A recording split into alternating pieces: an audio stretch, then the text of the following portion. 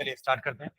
तो last class में हमने पॉलीफंक्शनल कंपाउंड्स का नॉमेनक्लेचर देखा था, है ना, जिसमें अगर दो या दो से ज्यादा फंक्शनल ग्रुप्स होंगे अलग अलग टाइप के, तो उसमें हम क्या कर रहे थे, किसी एक फंक्शनल ग्रुप को प्रिंसिपल बना रहे थे और उसका सफिक्स लगा रहे थे, और बाकी फंक्शनल ग्रुप्स को सब्स्टिट्यूएंट बना रहे थे, है ना।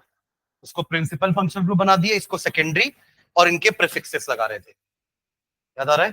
जैसे एक एग्जांपल हमने किया था कि आपका 3 कार्बन है, जिसमें ये बीच वाला कार्बन आपका क्या है, कीटोनिक है, और साइड वाला कार्बन क्या है, एल्डिहाइडिक है। ये क्वेश्चन हमने किया भी था। तो इसमें दोनों फंक्शनल ग्रुप है।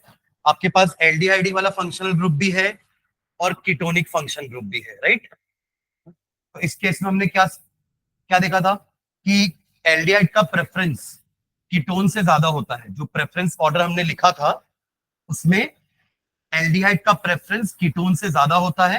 तो एल्डिहाइड के लिए हम यूज करेंगे उसका सफिक्स, और कीटोन के लिए हमने प्रीफिक्स लिख लिया था। एक टेबल हमने बनाई थी जिसमें हमने कुछ फंक्शनल ग्रुप, जैसे कि अल्कोहल का फंक्शनल ग्रुप होता है हाइड्रोक्सी।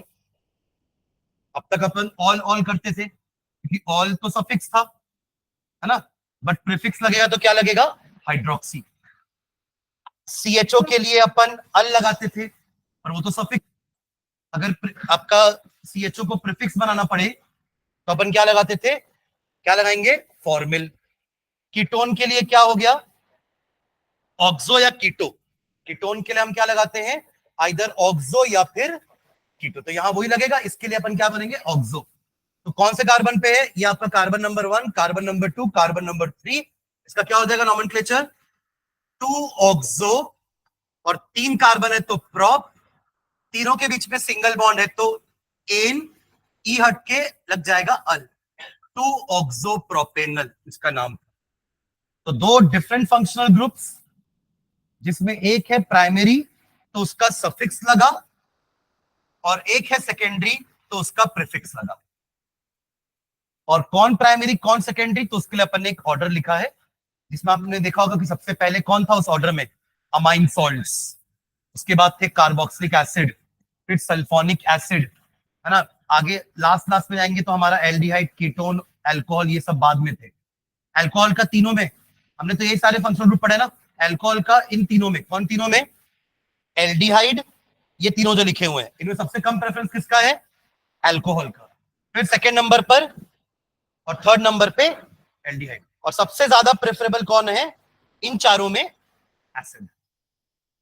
ठीक है, ये हमने लास्ट क्लास में देखा था, ये वाला नॉमेनक्लेचर देखे थे। ठीक है, चलिए नेक्स्ट आगे बढ़ते हैं।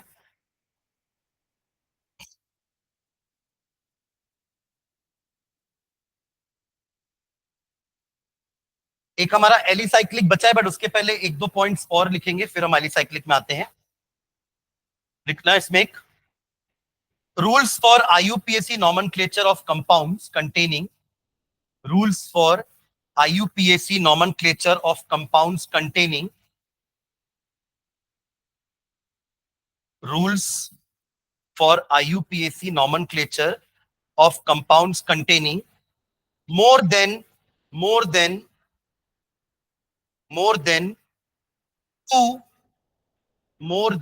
two like, यानी कि same, like carbon containing functional groups, carbon containing functional groups, carbon containing functional groups, two like carbon containing functional groups। समझ आएगा हेडिंग? अगर हमारे पास, जैसे कि आप COOH ही सोच लो, ये कार्बन कंटेनिंग फंक्शनल ग्रुप है, ये अगर 2 से ज्यादा हुआ तो उसके लिए कैसे अपन नेमिंग करने वाले हैं ना, मोर than 2 like carbon containing functional groups. Carbon containing functional group कौन कौन से हैं, ये कार्बन कंटेनिंग फंक्शनल ग्रुप है, ये भी आपका साइनाइड भी है, CN इसमें भी है ना। मतलब ऐसे फंक्शनल ग्रुप जिसमें पहले से एक कार्बन है उसको बोल रहे हैं कार्बन कंटेनिंग फंक्शनल ग्रुप। जैसे कि OH नहीं है, OH में कहीं कार्बन है क्या, तो OH is not a carbon containing functional group, but एक ऐसे फंक्शनल ग्रुप जिसमें पहले से ही कार्बन है, फंक्शनल ग्रुप के फॉर्मूले में कार्बन है, उसको बोल रहे हैं कार्बन कंटेनिंग फंक्शनल ग्रुप। ठीक है, चलिए इसके लिए पॉइंट लिखना। If an unbranched carbon chain, if an unbranched carbon chain, समझ के लिखना ना, 2 पॉइंट लिखेंगे इसमें बस अपन। if an unbranched carbon chain is directly linked to more than two like functional groups, more than two like functional groups, comma, the organic compound is named as, the organic compound is named as, the organic compound is named as a derivative of parent alkane, a derivative of parent alkane. Carbon compound is named as a derivative of parent alkane which does not include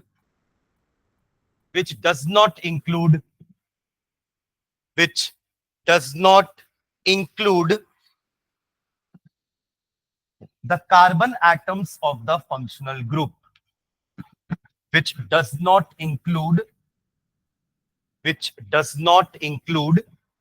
the carbon atoms of the functional group, the carbon atoms of the functional group, the carbon atoms of the functional group. ठीक है, पहले एक example ना 2 वाला समझते हैं, फिर 2 से ज्यादा वाले में क्या चेंजेस होगा ये समझते हैं। लिख लिया क्या? देखो 2 से ज्यादा इसलिए बोल रहे हैं क्योंकि ये जो कार्बन कंटेनिंग फंक्शनल ग्रुप्स हैं ये लगभग कॉर्नर वाले ही हैं सारे। देखना, आपका नाइट्राइल भी हमेशा कॉर्नर्स में ही लगता है, आपका एल्डिहाइड भी हमेशा कॉर्नर में ही लगेगा या लास्ट टर्मिनल में, आपका एसिड भी हमेशा टर्मिनल्स में लगता है। अब एक स्ट्रेट चेन में तो 2 ही टर्मिनल होंगे ना, लेफ्ट में और राइट में। अगर तीसरा हुआ तो वो कहां लगेगा? वो तो बीच में कहीं लगने वाला है, तो 3 हो गए। समझ गए क्या मैं जो बोल रहा हूं? समझ में आ रही बात? पहले 2 समझते कि हमने इसका नाम कैसे लिखा था लास्ट क्लास में। एक एग्जांपल ले रहा हूं मैं 2 वाले का, लिखना एक एग्जांपल, या पहले समझ लो, ये 2 वाले का मत लिखना, अपन तो 3 वाले की बात कर रहे हैं ना। 2 वाला बस समझ लो, 3 वाले का एग्जांपल लिखेंगे। तो क्या लिखे थे अपन 2 वाले के लिए, ध्यान देना। ये हमारे 4 कार्बन है जिसमें पहला और आखिरी आपका COOH का हो गया, जो कि वही लगता है हमेशा, है ना। और इन दोनों के बीच में एक डबल बॉन्ड भी है। चलिए इसका नाम बताइए, कहीं से भी नंबरिंग कर लो, है ना। दोनों में इसको 1 मिलेगा तो इसको 4 ही मिलना है, और बीच वाले को 2 और 3 मिलना है। सुन रहे हैं क्या? तो कहीं से भी नंबरिंग करने का कोई फर्क नहीं पड़ेगा। नाम बताओ, कुछ प्रीफिक्स आएगा क्या? कोई ब्रांचेस नहीं है, प्रीफिक्स नहीं आने वाला, तो चालू होगा हमारा ब्यूट से। देखिए 4 कार्बन है तो ब्यूट से चालू होगा। उसमें प्राइमरी सफिक्स क्या है? इन। प्राइमरी सफिक्स पहले लिखोगे ना। अरे भाई स्ट्रक्चर नहीं भूलना है नाम का, सुन रहे हैं क्या? स्ट्रक्चर हमेशा दिमाग में रहना चाहिए कि हमको वर्ड रूट के बाद एन, इन या आइन लगाना है। सुन रहे हैं क्या? एन, इन या आइन लगाना है, उसके बाद हम सफिक्स फंक्शनल ग्रुप वाला सफिक्स लगाएंगे। तो ब्यूट के बाद इन दिया जाएगा, बट इन का पोजीशन लगना पड़ेगा। तो ब्यूट 2 इन, ई का, इन का ई रखूं कि छोड़ दूं? सोच के बताना। डाई लगने वाला है तो रहेगा, है ना।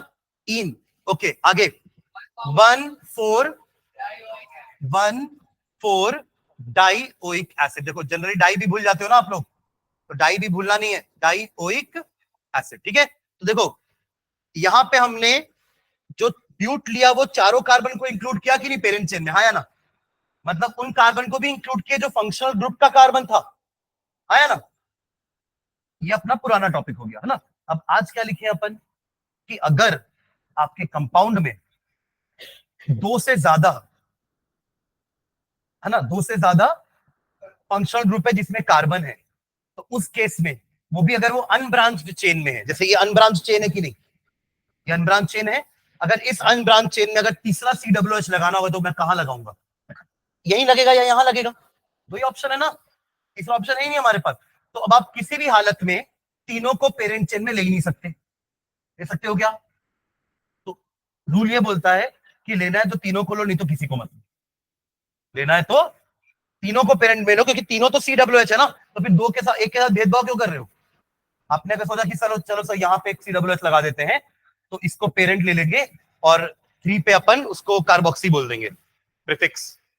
बट ये भी तो CWH है, ये भी CWH है, ये भी CWH है, तो इसने क्या गुना किया कि इसको आपने प्रीफिक्स में डाल दिया? तीनों का प्रेफरेंस तो सेम है, आया ना? तो नया IUPAC कन्वेंशन क्या बोलता है कि आप तीनों को ही मत लो, तो भेदभाव नहीं होगा, किसी को नहीं लेंगे ना।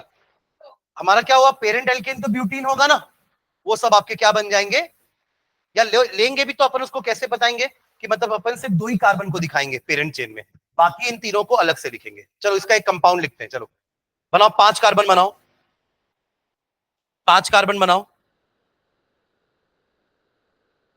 बनाए। पहले और आखिरी वाले में एक एक CWH जोड़ दो तो 7 हो जाएंगे कार्बन। अब हाँ हाँ, ये 5 कार्बन बनाए, इसमें एक और CWH और यहां पे एक CWH जोड़ दिए।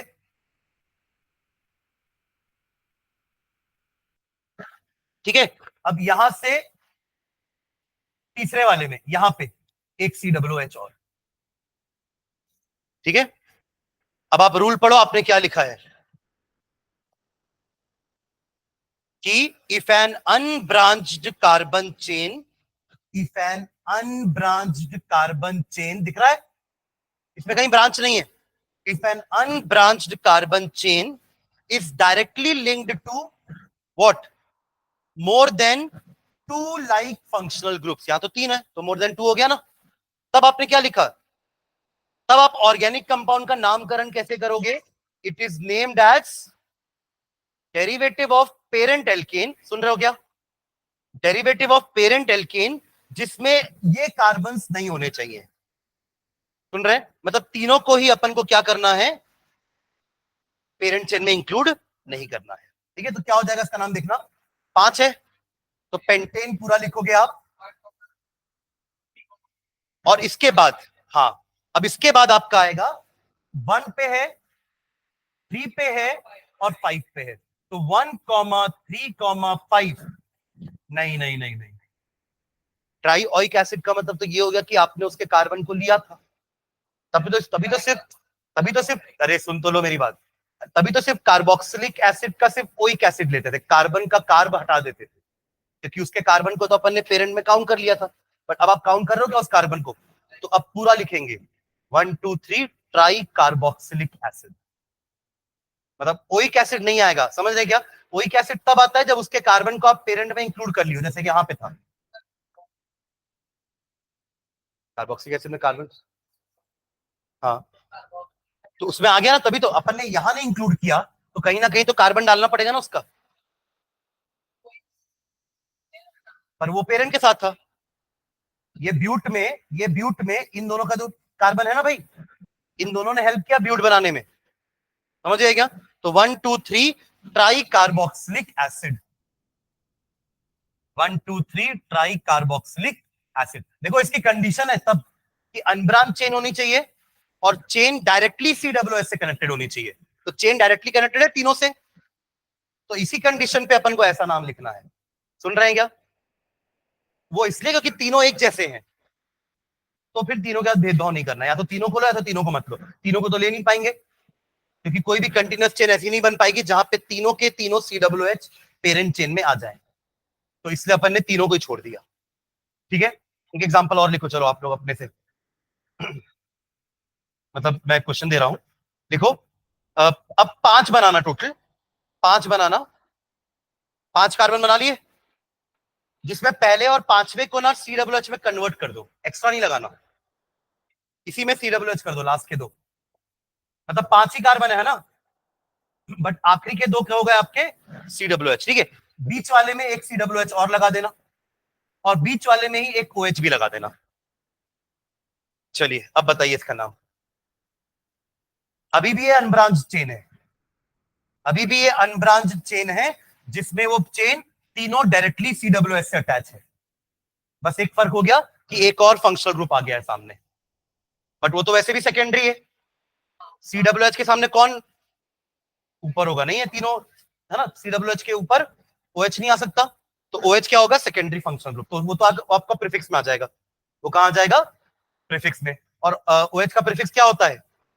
OH का वाह, OH का प्रीफिक्स, OH का प्रीफिक्स हाइड्रोक्सी। आप जो ऑल बोल रहे हो वो तो सफिक्स होता है, ठीक है? नहीं, अब बताओ क्यों 3 हाइड्रोक्सी भाई? कहां थर्ड पे है? सेकंड पे है। 1 2 3, 2 hydroxy propane, 1 2 3 try carboxylic acid. लिखो नाम। 2 hydroxy propane, 2 hydroxy propane, 1 2 3 try carboxylic acid, 1 2 3 try carboxylic acid.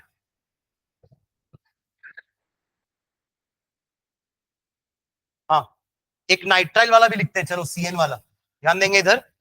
Nitrile वाला अगेन 5 कार्बन बना रहा हूं, जिसमें आखिरी के 2 कार्बन को मैं CN बना दे रहा हूं। CN क्या था? हमारा साइनाइड ग्रुप, जिसके लिए सफिक्स क्या था? नाइट्राइल, है ना। और बीच वाले में भी एक और कार्बन लगा दे रहा हूं, नाइट्राइल वाला।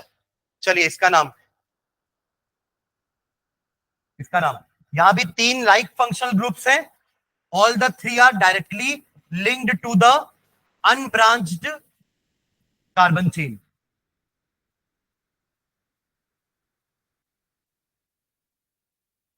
साइनाइड का सफिक्स है नाइट्राइल, बट वो तब लिखते हैं जब उसके कार्बन को काउंट करते हैं। अब तो नहीं काउंट कर रहे उसके कार्बन को। तो साइनोमिक, साइनोमिक आया क्या कार्बन कहीं? कार्बोनाइट्राइल क्या लिखेंगे? कार्बोनाइट। जैसे यहाँ पे कार्बो जोड़ दिया ना, कार्बोक्सिलिक एसिड, वैसे यहां भी कार्बन जोड़ देना उसका। तो लिख दो नाम, क्या हो जाएगा? प्रोपेन 1,2,3, और ट्राई में लगाऊंगा क्या? Try carbonitrile, try carbonitrile.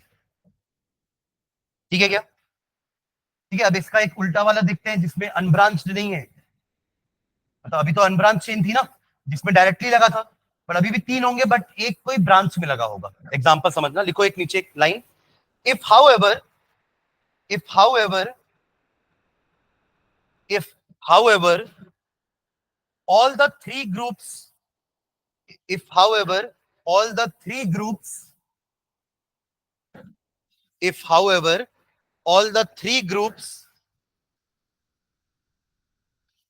are not directly linked to the, are not directly linked to the, are not directly linked to the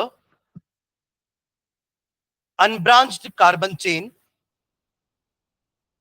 unbranched carbon chain, unbranched carbon chain, comma, the two like groups, the two like groups, the two like groups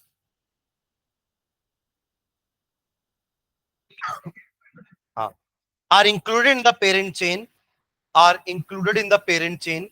The two like groups are included in the parent chain, are included in the parent chain, while the third, while the third forms the side chain, while the third forms the side chain, while the third forms the side chain and is considered as substituent, and is considered as substituent, and is considered as substituent, यानी कि वो prefix में आ जाएगा। ठीक है, एक example समझते हैं। चलो ये नाइट्राइल वाले का एक एग्जांपल देखना। टोटल 6 कार्बन बनाना, ठीक है, जिसमें पहले और आखिरी को नाइट्राइल बना देना। टोटल 6 कार्बन, पहला और आखिरी नाइट्राइल बन गया। और राइट साइड से थर्ड पे, यानी कि यहां पे एक और नाइट्राइल लगाएंगे, बट डायरेक्ट नहीं। डायरेक्ट हो गया तो फिर तो ऊपर वाला एग्जांपल ही हो जाएगा ना। CH2Cl।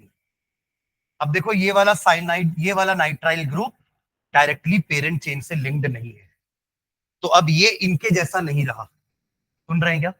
ये इनके जैसा नहीं रहा। पहले ये तीनों एक जैसे थे, इसलिए हम बोल रहे थे कि किसी के साथ भेदभाव नहीं करेंगे, हम तीनों को छोड़ देंगे, तीनों को पेरेंट चेन में जगह नहीं देंगे। समझ रहे हैं क्या? है ना? बट यहाँ पे आपका ये दोनों एक जैसे हैं और ये तीसरा अलग है, तो अब ये पांचों आपका पेरेंट चेन का पार्ट हो जाएंगे, छो सॉरी, है ना, और वो कहलाएगा आपका सब्स्टिट्यूएंट। करेक्ट? अब देखो Cn लगता है तो सफिक्स नाइट्राइल है, और प्रीफिक्स क्या है उसका? साइनो। हमने लास्ट क्लास में लिखा है कि Cn अगर सफिक्स माना जाए तो अपन नाइट्राइल लिखेंगे, और अगर इसके लिए प्रीफिक्स बोला जाए तो साइनो आएगा। ठीक है? एक और चीज समझना, अगर ये एनसी होता तो आइजो वर्ड सामने लग जाता, आइजो नाइट्राइल।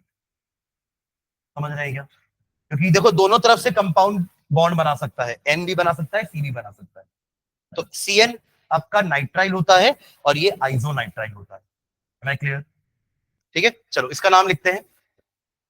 इसका नाम क्या हो जाएगा फिर? पहले ऊपर वाले का, ब्रांच का, दो कार्बन है ना, बट उसमें एक कार्बन साइनाइड वाला है, तो उसके लिए अपन को ऐसे प्रीफिक्स लिखना है। तो थर्ड नंबर पे कहां से, इधर से काउंट करोगे ना कि इधर से करोगे?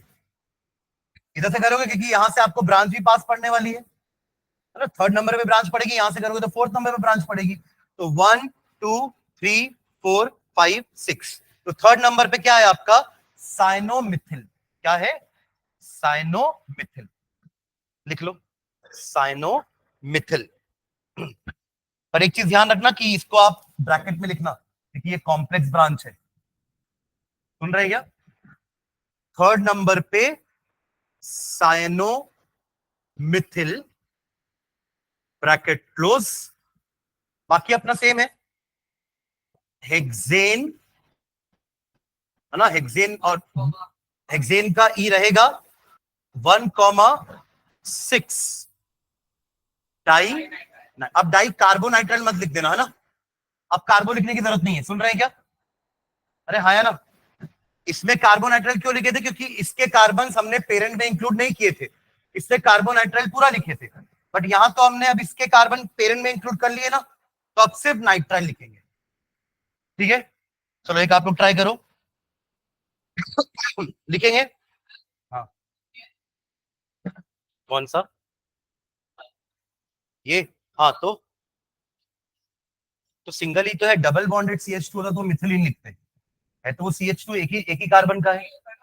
हाँ, CH3 होता है, बट वो है तो एल्केन का ही पार्ट ना। अगर सिंगल भी सी होगा तो उसको अपन मिथिल बोलेंगे।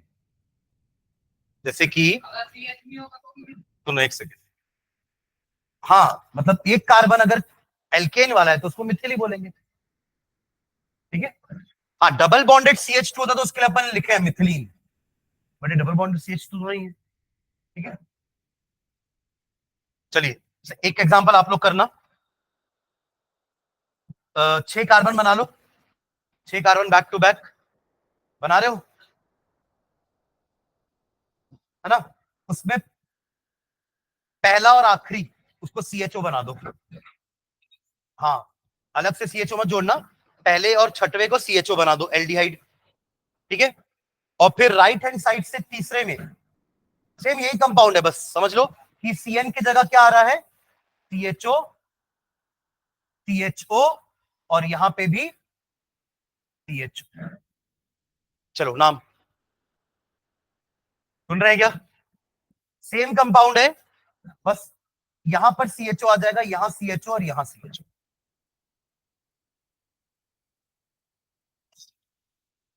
चलिए इसका नाम 3। अब देखो ये साइनो था ना, इसके लिए प्रीफिक्स साइनो था। एल्डेट के लिए प्रीफिक्स क्या है?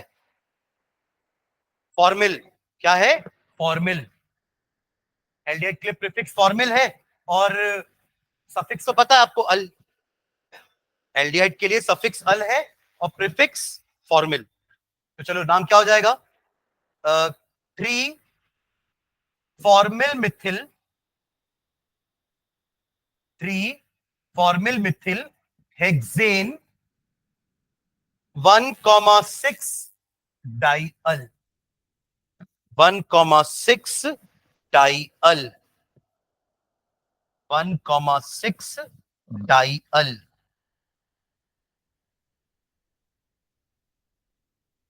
ठीक है,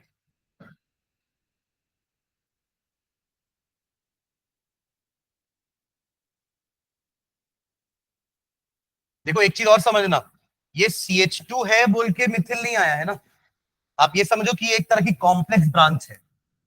तो अगर ये कुछ नहीं होता ना तो इसका नाम होता साइनोमिथेन या मिथिल नाइट्राइल। क्या होता है इसका नाम? मिथिल नाइट्राइल। इसका नाम मिथिल नाइट्राइल होता है। ये आपका पहला मेंबर है साइनाइड फैमिली का। जैसे अल्कोहल फैमिली होती है, एल्डिहाइड फैमिली होती है, वैसी नाइट्राइल फैमिली भी होगी। तो ये पहला मेंबर है मिथिल नाइट्राइल। सुन रहे हैं क्या? है ना?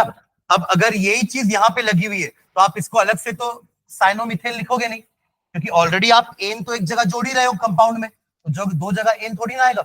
हमने सीखा था ना कॉम्प्लेक्स में भी हम क्या कर देते हैं, इसको मिथिल बना देते हैं, है ना? तो जो होता है इल इल करके लिखते थे अपन कॉम्प्लेक्स ब्रांच में, क्योंकि वो है तो ब्रांच ही, पर वहां पे अलग नंबरिंग हो रही है, तो इसलिए वहां भी अपन ने दोनों जगह इल इल से एंड किया। तो यहां भी वही हो रहा है, मिथिल, यहां भी मिथिल से एंड होगा, ना कि मीथेन से, क्योंकि वो है कॉम्प्लेक्स ब्रांच, इसलिए ब्रैकेट के अंदर भी डाले हैं अपन। ठीक है, चलिए ओके, चलो नेक्स्ट एलिसाइक्लिक में आते हैं। नेक्स्ट सब नेक्स्ट हेड डालना, rules for naming alicyclic compound. दो टॉपिक बचा है इसमें, एलिसाइक्लिक और aromatic. Rules for naming alicyclic compounds, rules for naming alicyclic compounds. Alicyclic मतलब साइक्लिक रिंग बना रहे हैं, है ना? तो यहां पे एक प्रीफिक्स लग जाता है साइक्लो। एलिसाइक्लिक कंपाउंड्स हाइफन डाल के लिखना। पहला point, the names of alicyclic compounds, the names of alicyclic compounds, the names of alicyclic compounds are obtained by, the names of alicyclic compounds are obtained by prefixing, prefixing, prefixing cyclo, ऐसे inverted comma के अंदर लिखना, prefixing cyclo to the name of, to the name of, to the name of cyclo, to the name of corresponding, corresponding,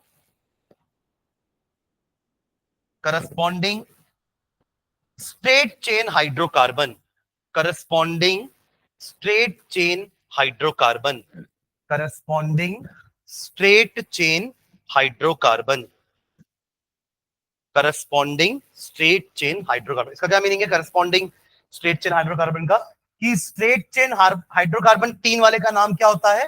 propane होता है। Straight chain 4 carbon वाले का नाम क्या होता है? ब्यूटेन। और ऐसे ही 5 वाले का पेंटेन, 6 वाले का हेक्सेन, 7 का है वो 15। पर जब इनका साइक्लिक स्ट्रक्चर बनेगा 3 कार्बन का, जो कि ऐसा होता है, ऐसा होता है, तो इसी नाम के आगे क्या जुड़ जाएगा? साइक्लो। यही हमने अभी लिखा है, साइक्लोप्रोपेन, साइक्लोब्यूटेन। वरना हम फर्क कैसे पता कर पाएंगे इसमें और इसमें? दोनों डिफरेंट है ना भाई, दो हाइड्रोजन कम है इसमें। प्रोपेन का फॉर्मूला होता है C3H8, सुन रहे हैं क्या?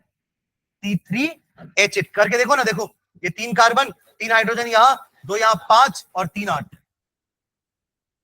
हुआ। पर जब ये प्रोपेन साइक्लिक फॉर्म में बनेगा तब क्या होगा? दोनों एक एक हाइड्रोजन लूज करेंगे और ये आपस में क्या हो जाएंगे? ज्वाइन।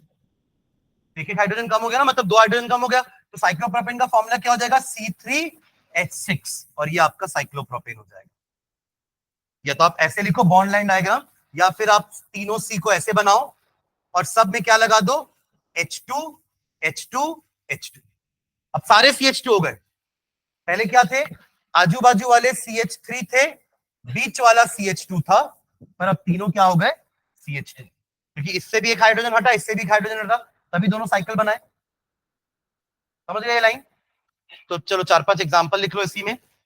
ये बना लो साइक्लोप्रोपेन, इसको बना लो साइक्लोब्यूटेन, साइक्लोपेंटेन और साइक्लोहेक्सेन। हो सकता है।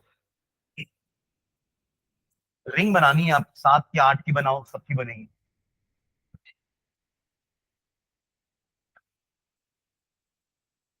और सेप्टेन नहीं, हेप्टेन होता है।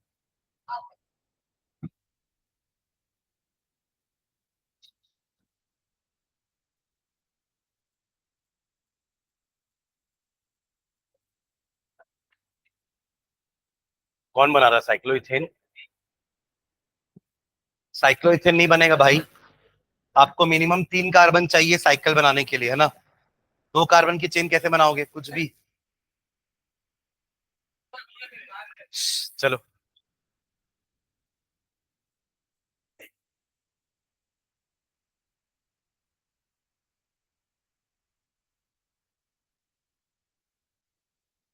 ठीक है, चलिए सेकेंड रूल लिखना। If two or more alkyl group, if two or more alkyl group if two or more alkyl groups are present in the ring, are present in the ring, comma, their positions are indicated by, their positions are indicated by,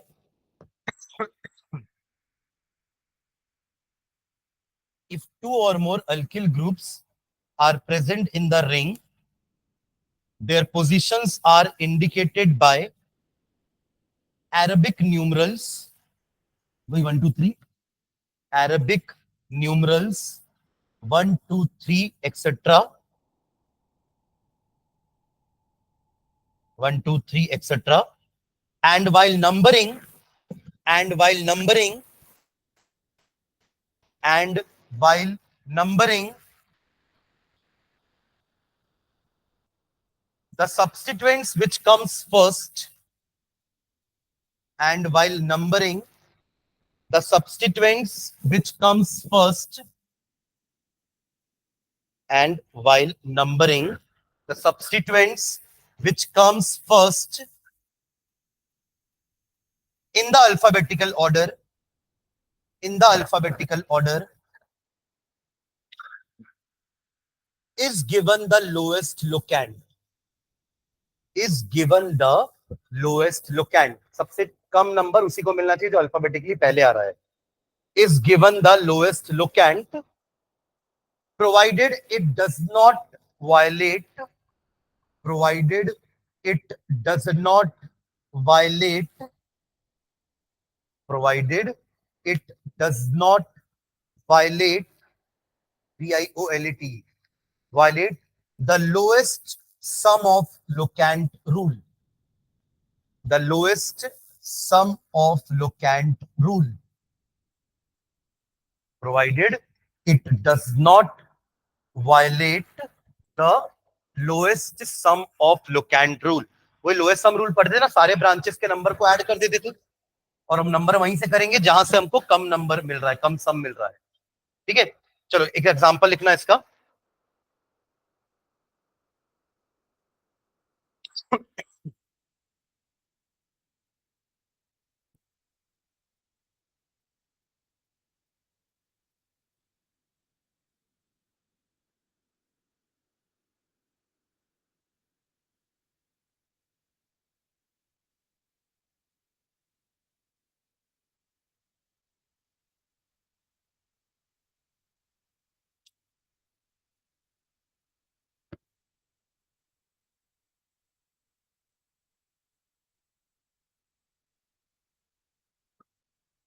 इधर तो आ रहा है, इधर या बाहर, दो ही option.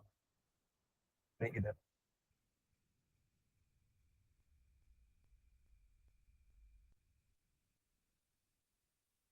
जल्दी नाम लिखो।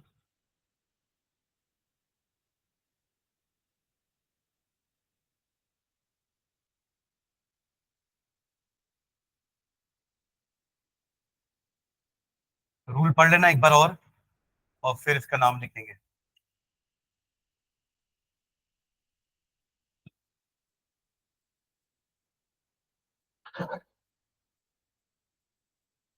पहला वाला इजी है, देखो।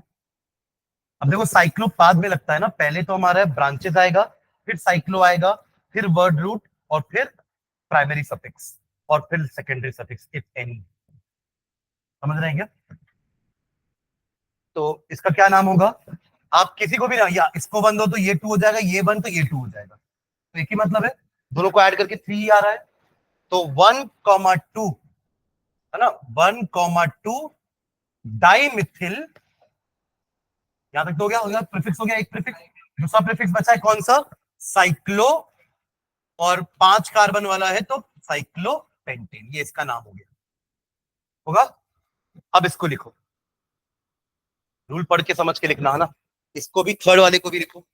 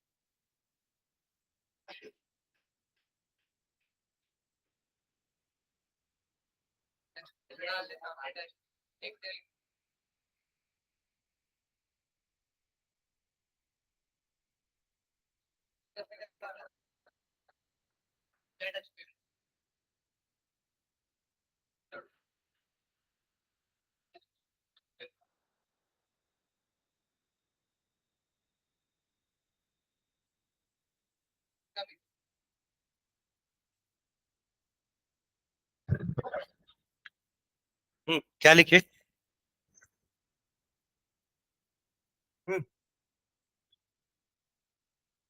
का नाम? हाँ वो लिखो, तो वो बता दो। क्या नाखून चबाने से नाम थोड़ा लिखा जाएगा? तो याद क्या करना है, तो कोई याद थोड़ा, इसका नाम पढ़ना पड़ेगा ना रूल। हाँ, बोलना बोल।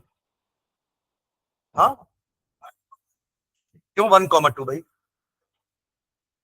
दोनों अलग अलग है ना, दोनों का अलग अलग नंबरिंग बताओगे आप, कि वन में मिथिल है कि टू में इथिल है, कि वन में इथिल है कि टू में मिथिल है? हाँ, वन मिथिल कितने लोग बोल रहे हैं? अरे पढ़ो ना, रूल क्यों लिखवाया हूं?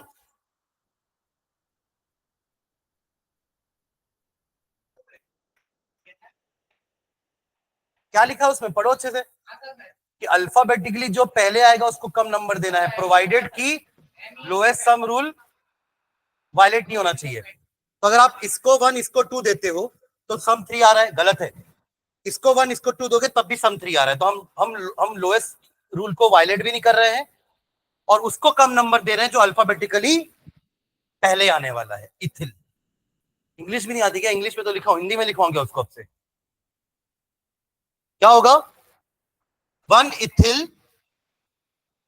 One ethyl, two methyl cyclohexane. समझ गए ना? आप इधर से भी कर सकते हैं, इधर इधर से भी, दोनों से देखो थ्री आ रहा था सम, बट उधर से करो जहां से इथिल को कम नंबर मिले, क्योंकि वो पहले आने वाला अल्फाबेटिकली। बट ये है कि हमारा लोएस्ट सम रूल वायलेट नहीं होना चाहिए। समझ गए क्या? अब बताओ उसमें, लोएस्ट सम रूल वायलेट नहीं होना चाहिए, बस ये ध्यान रखना।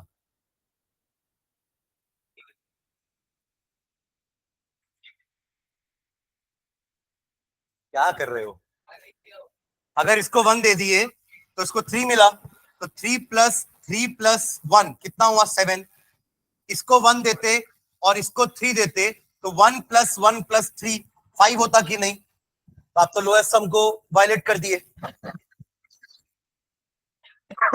एंटी क्लॉकवाइज तो और बड़ा नंबर मिलेगा।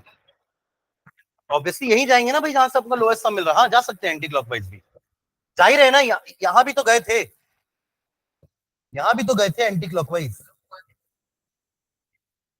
देखो 1 पे 2 ब्रांच हो गई तो 1 + 1, और 3 पे 1 होती तो +3। कैसा नीचे वाला?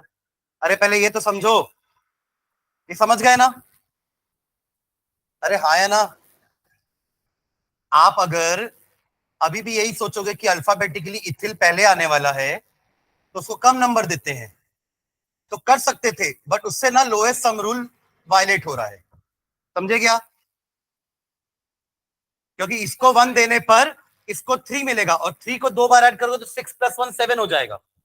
और अगर इसको 1 देते, 3 इसको देते, तो 1 2 बार ऐड होकर 3 एक बार ऐड होता, तो 5 होता है। तो यही सही है। तो 1, अरे कहां से डाई इथिल? हाँ लिखेंगे तो पहले अल्फाबेटिकली 3 इथिल 1,1 डाई मिथिल, बाकी साइक्लोहेक्सेन। थोड़ा पढ़ लो रूल भाई, वो रूल ऐसी टाइम पास करने के लिए नहीं लिखवाया हूं, वो रूल पढ़े हुए तभी नाम बनेंगे। जो रूल लिख रहे हो उसी के तो एग्जांपल लिख रहे ना नीचे।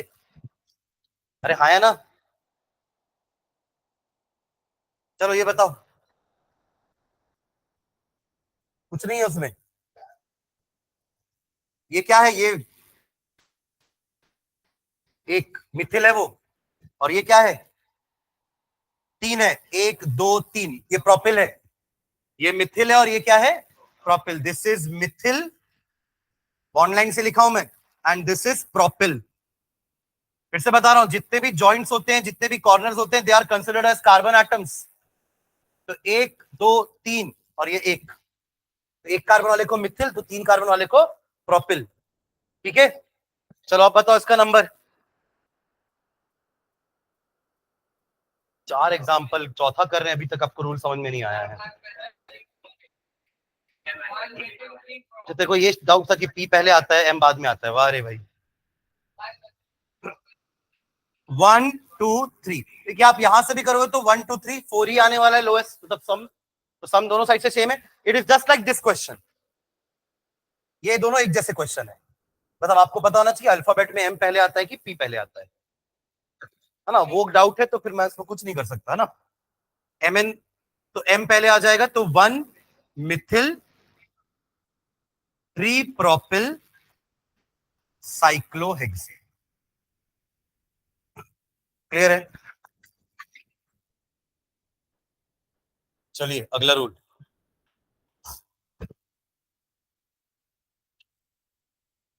Next rule, rule number 3। if the ring contains if the ring contains if the ring contains more or equal number of carbon atoms, more or equal number of carbon atoms, if the ring contains more or equal number of carbon atoms, then the alkyl group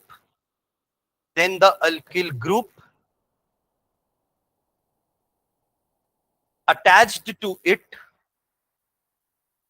if the ring contains more or equal number of carbon atoms, then the alkyl group attached to it, comma, it is named as a derivative of, it is named as a derivative of, it is named as a derivative of cycloalkane, it is named as a derivative of cycloalkane, and the alkyl groups, and the alkyl group likhna, and the alkyl group is treated as substituent, is treated as substituent, is treated as substituent. Otherwise, otherwise, otherwise, it is named as a derivative of alkane.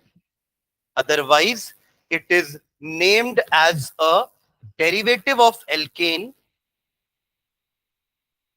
Otherwise, it is named as a derivative of alkane, and the cycloalkyl group, and the cycloalkyl group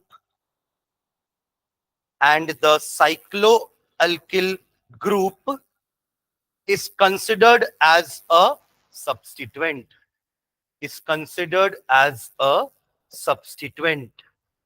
Cycloalkyl group is considered as substituent.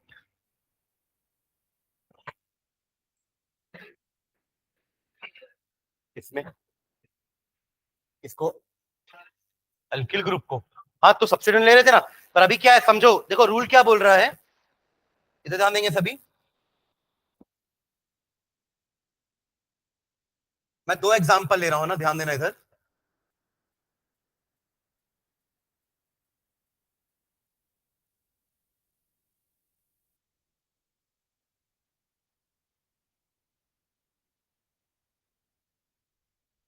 हाँ, दोनों example को ध्यान से देखना।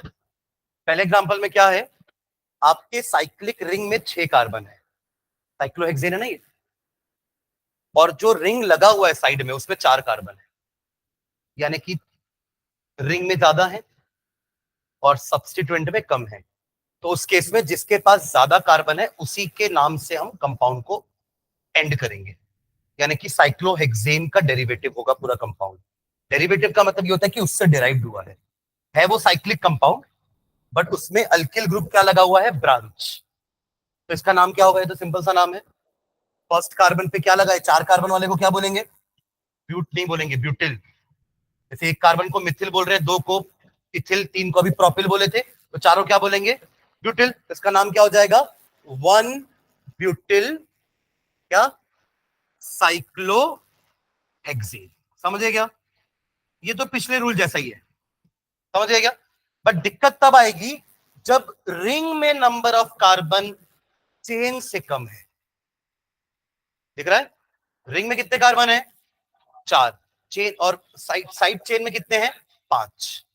तो अब इस case में आपका साइक्लिक कंपाउंड पेरेंट चेन नहीं होगा, वो डेरिवेटिव हो जाएगा।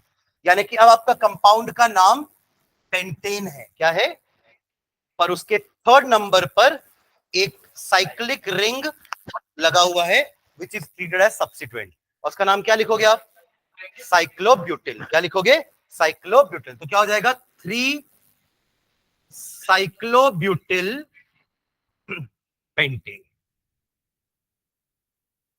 समझ गया। तो यही आपने लिखा है कि जब तक रिंग के पास नंबर ऑफ कार्बन ज्यादा है या इक्वल में भी आपका रिंग प्रेफरेंस में है, पर जहां रिंग में नंबर ऑफ कार्बन कम हो गए साइड चेन से, तो रिंग हो गया आपका साइड चेन। रिंग आपका क्या हो जाएगा, साइड चेन।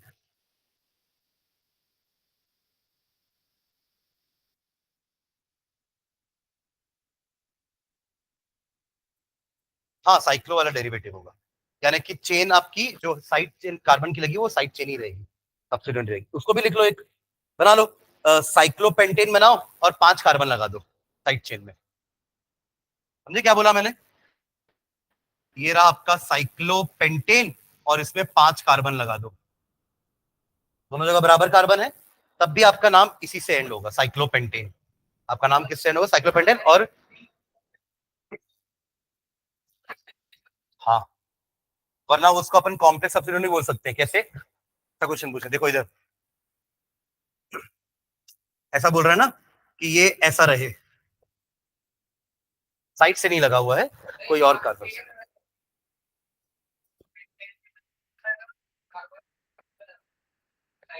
हाँ, तो तभी तो कार्बन तो 5 ही है ना, उस चेन में तो 5 ही कार्बन कहलाएंगे ना, भले वो कोई भी कहीं से भी अटैच हो।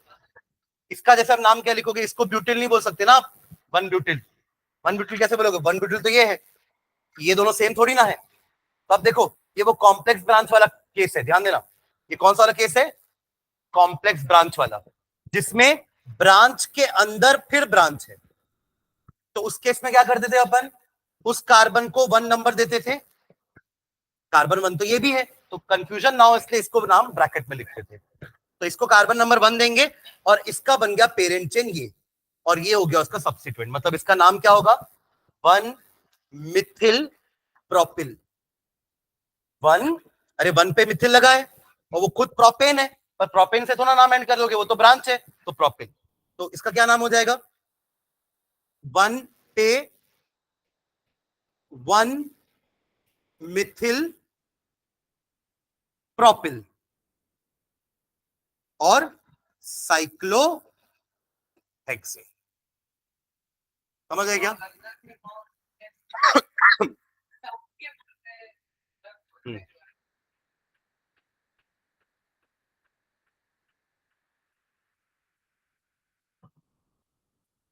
ये वाला वन छोड़ भी दोगे तो भी चलेगा, क्योंकि एक ही तो ब्रांच है, तो वही वन कहलाएगा, है ना? तो ये वाला वन ऑप्शनल है, लिखना चाहो तो छोड़ लिख सकते हो, नहीं तो उसको छोड़ दोगे तो भी चलेगा। ठीक है, मतलब ये चीज कहीं भी आ सकती है ना, ये चीज यहाँ भी लग सकती है, ये चीज यहाँ भी लग सकती है, ये भी, तो वो सारे कंपाउंड एक जैसे ही होंगे। ठीक है, तो इसका नाम लिख लिया क्या?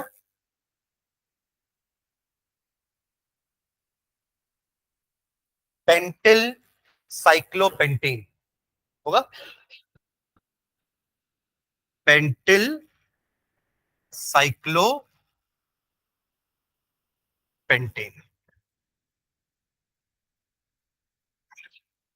मतलब इक्वल और ज्यादा में साइक्लो वाला डेरिवेटिव होगा कंपाउंड का नाम। और अगर ये रिंग में कम नंबर ऑफ कार्बन कम है साइड चेन से, तो साइड चेन आपका पेरेंट बन जाएगा और ये आपका सब्सिट्यूएंट बन जाएगा। ठीक है,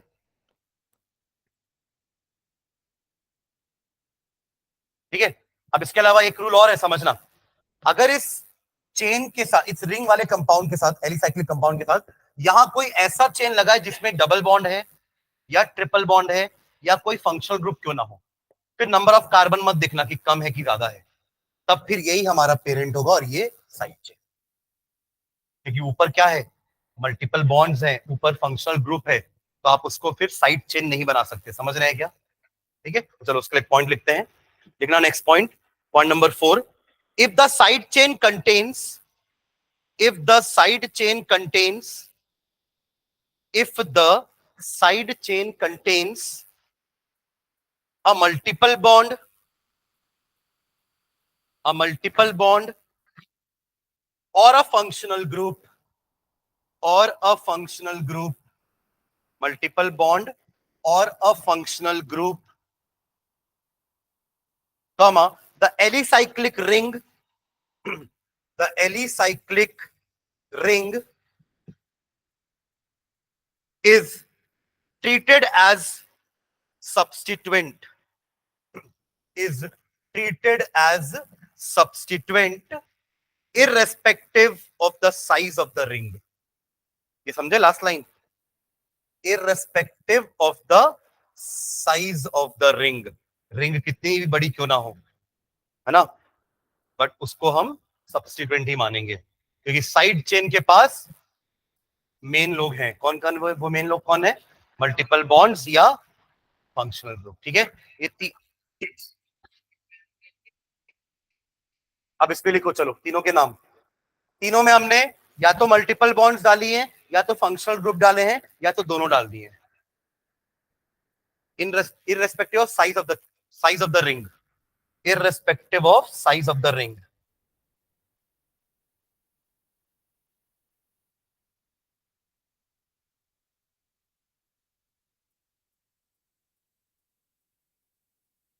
देखो तीनों का नाम जल्दी।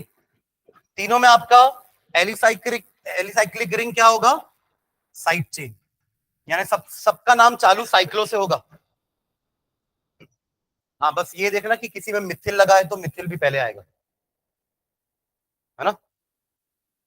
चलो करो नंबरिंग, नेमिंग। ये हो गया आपका पेरेंट चेन। नंबरिंग यहीं से करोगे जहां से डबल वन पास पड़ रहा होगा। 1 2 3। चलो अब बताओ क्या हो जाएगा? 3 साइक्लो प्रोपिल, प्रोपिल है ना, और प्रॉप 1 इन, प्रॉप 1 इन। ठीक है, क्योंकि प्रॉप 2 इन भी हो सकता है ना, यहाँ पे प्रॉप 2 इन हो सकता है। लिखो चलो जल्दी दूसरा, दूसरे का नाम लिखो।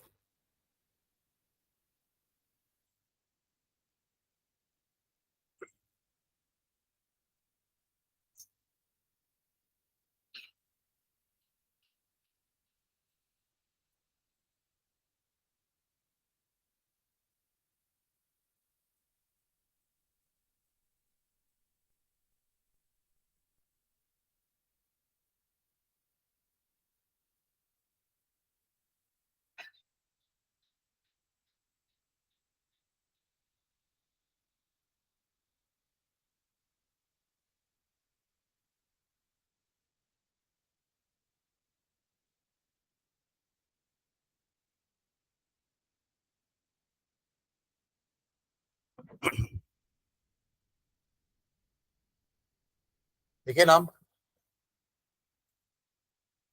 कितने कार्बन है यहाँ पे? स्ट्रेट चेन देखना, 1 2 3।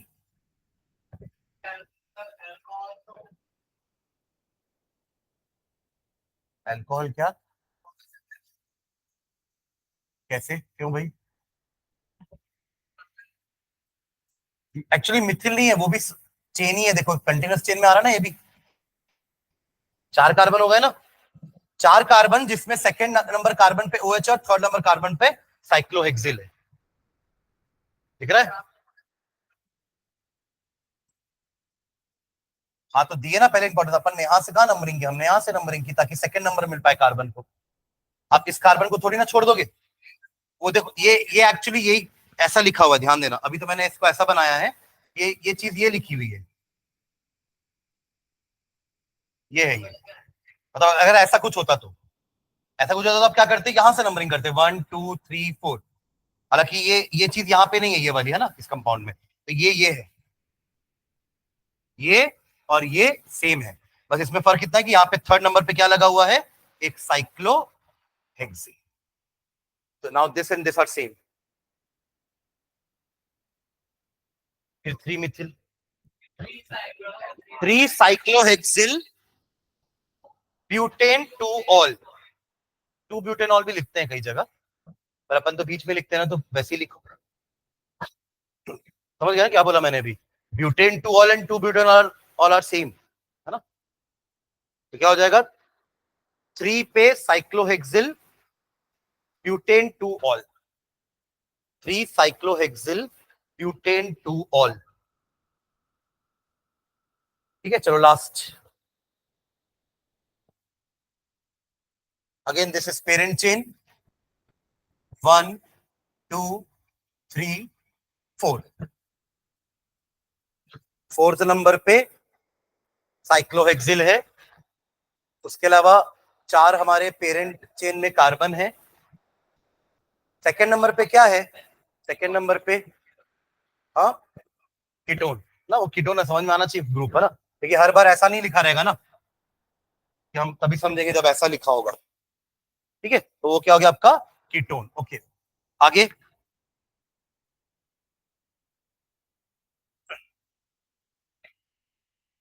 4 साइक्लोहेक्सिल, फॉलो कर रहे हैं क्या सभी? 4 साइक्लोहेक्सिल, आगे। कहां से पेंट, ब्यूट, आगे 3 इन, और इन का ही हटाऊं रखूं क्या? हाँ, रखना है। क्यों रखना है भाई? टाई वाई थोड़ा ना आ रहा है, ये हट जाएगा क्योंकि अपना ओन से एंड होगा, और वो वोवेल है। तो 3 इन 2 ओन, 3 इन 2 ओन। समझ गया क्या? क्या बना रहे हो क्या?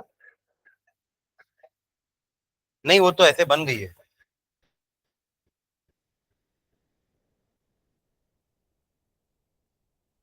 वो होता ना तो फिर हमारा ब्रांच के अंदर ब्रांच हो जाता, फिर उसके लिए भी अलग लिखना पड़ता नंबरिंग। फिर देखो कैसा होता नंबरिंग, ध्यान दो कैसे होता नंबरिंग। फिर इसका अलग नंबरिंग करते, 1 1 2 3, 3 मिथिल साइक्लोहेक्सिल, हाँ ब्रैकेट में 1 पे 3 मिथिल साइक्लोहेक्सिल।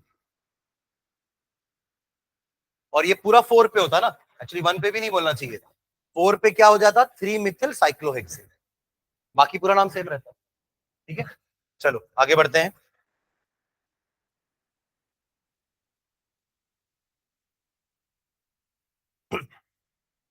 एक रूल नहीं लिखा रहा हूं, सीधा एग्जाम्पल लिख रहा हूं, उसको लिखना।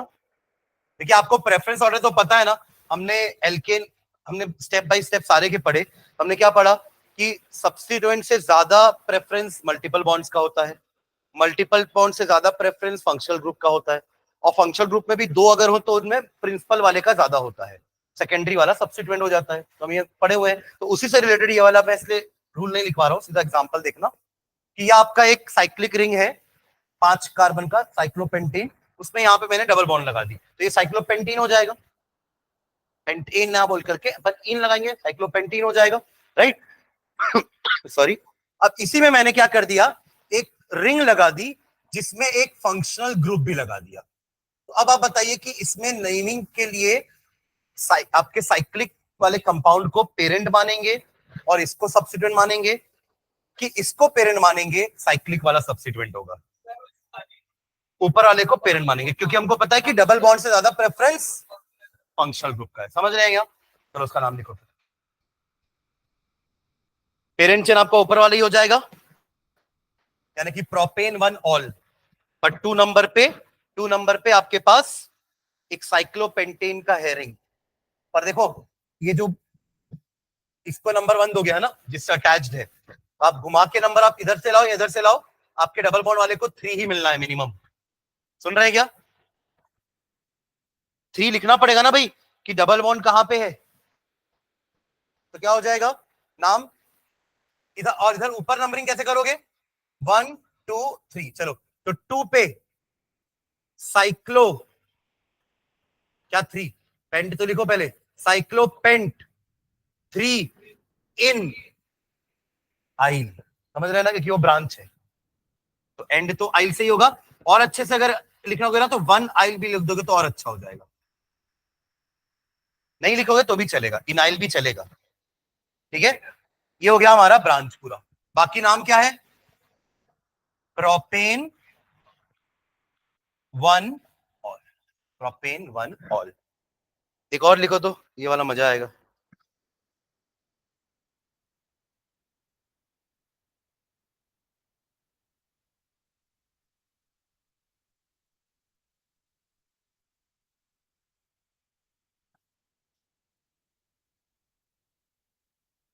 चलो इसको लिखो।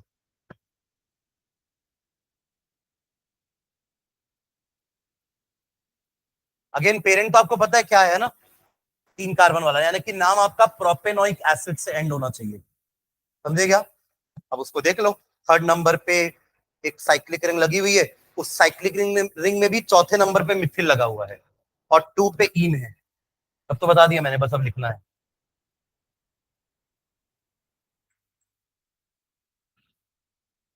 अरे जो साइक्लिक रिंग लगी है उसमें 4थे नंबर पे मिथिल है ना, यहां से नंबरिंग चालू करोगे 1 2 3 4, तो उसका नाम भी 4 मिथिल साइक्लो हेक्स 2 इन 1 आइल।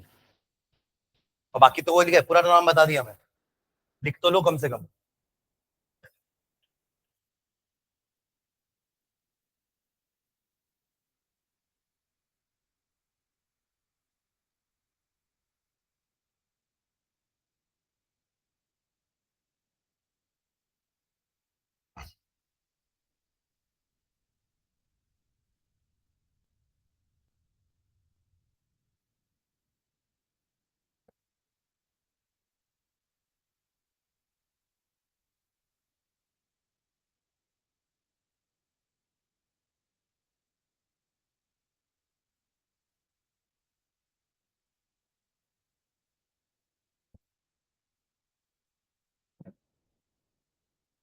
हो गया,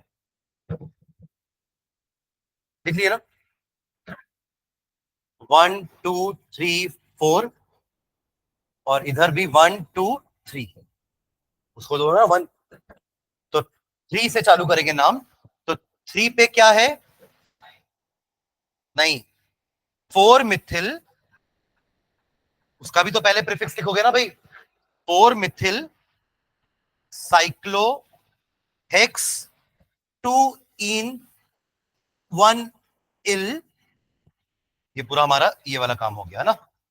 फिर प्रोपेनोइक एसिड, प्रोपेनोइक एसिड या प्रोपेन 1 ओइक एसिड भी लिखोगे तो भी चलेगा, प्रोपेनोइक एसिड।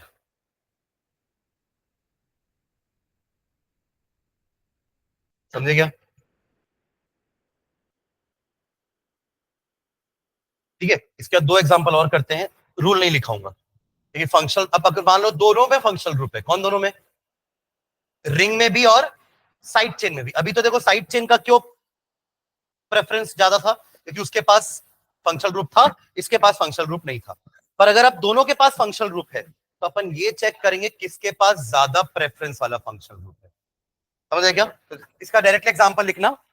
अ, ये रहा आपका साइक्लिक रिंग, इसमें लगा हुआ है NO2 नाइट्रो होता है ये, यहाँ पे डबल बॉन्ड है CH double bond CH bond COOH।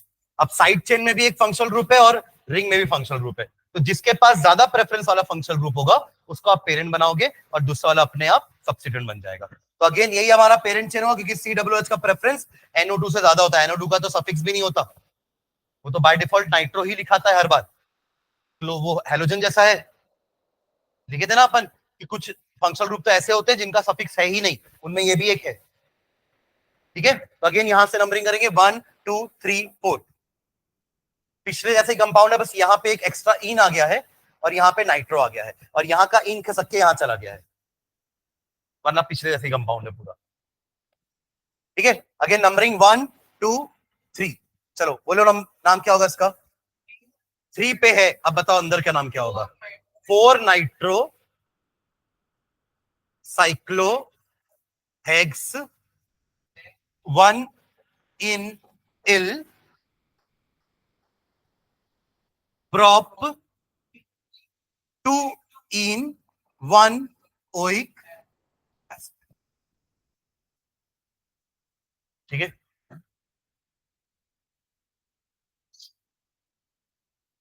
अब एक और क्वेश्चन पूछता हूं मैं ना, रूल आप लोग बताना मुझे। रूल इतने सारे रूल पढ़ लिए ना, अब बताना इसमें किसको पेरेंट मानेंगे किसको चेन मानेंगे। ठीक है, बोलो।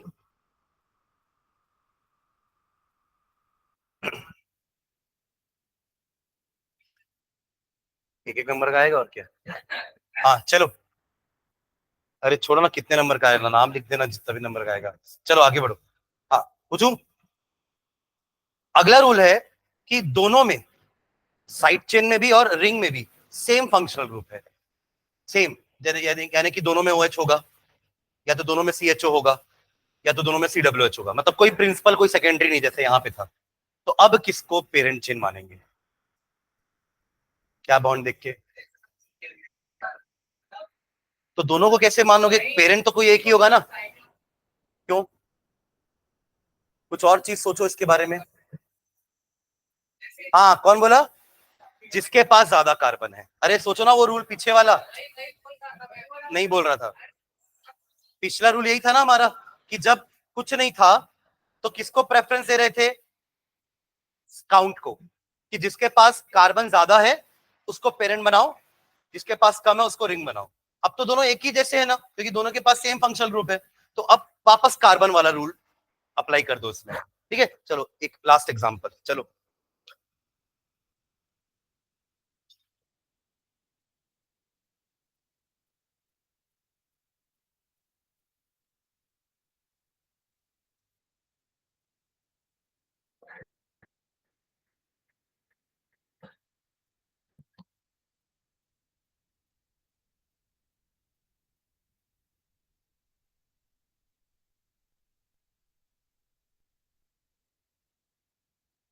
ये दोनों सही लिख दोगे तो छुट्टी कर दूंगा अभी तुरंत। सही लिखना है पर सबको, एक का भी गलत हुआ तो एक दो एग्जांपल और दे दूंगा। चलो ठीक है, अब देखना ध्यान से, थोड़ा हिंट भी दे रहा हूं। यहाँ पे दोनों में OH है, बट यहाँ पे साइक्लिक रिंग में 6 कार्बन है और साइड में 4 है। इस वाले में साइक्लिक रिंग में 5 है और इधर 7। देखो ऐसा भी लिख सकते हैं ना, कई बार 5 बार लिखने से बेटर अपन ने CH2 को 5 कर दिया। इसका मतलब क्या होगा? CH2 CH2 CH2 5 बार लगे हुए, तो 5 और 2 7 कार्बन हो गए ना यहाँ पे। तो ये हमारा पेरेंट, ये रिंग, यहाँ पे ये पेरेंट, ये साइड चेन। चलो लिख दो जल्दी से।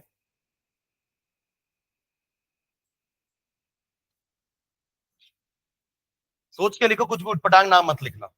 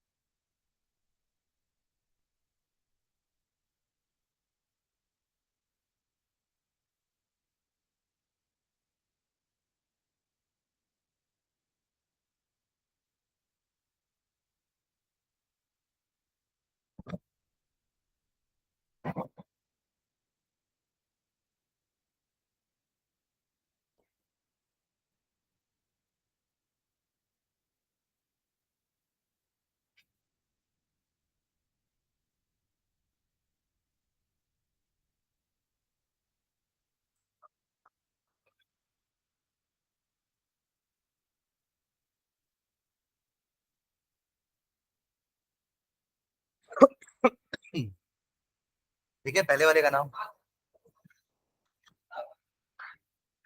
बाकी और कोई अटेम्प्ट करेगा? प्रणब,